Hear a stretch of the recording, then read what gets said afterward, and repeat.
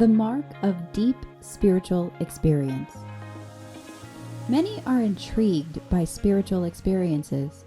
There are numerous books and websites on the subject. They could be on different forms of awakening, Zen, meditation, or other methods. Why do these experiences fascinate us? For Christians, the center of spiritual experience is God. But we cannot find God. Only God can reach out to us. Yet we seek Him because He has put such an urge in us. This desire is a blessing. To a certain extent, this desire is evidence of His presence. What are some marks of deep spiritual experience? David was a man after God's heart. Let's learn from him. David wrote Psalm 63 when he was in a desert, in a dry and parched land where there was no water. In Psalm 63, David addresses God as my God, not just God.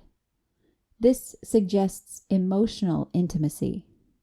In a dry, barren land of intense heat, David earnestly thirsted for God. His whole being longed for Him.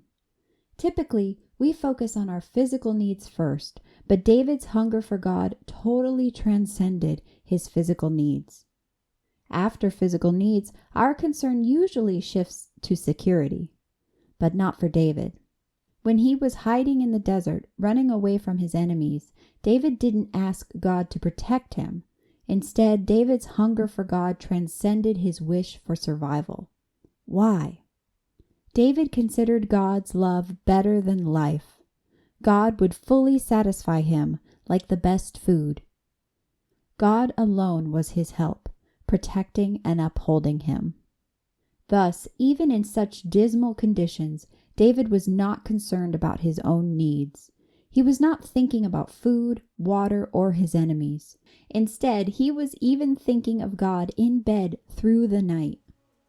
David was sure his enemies would be destroyed and eaten up by jackals.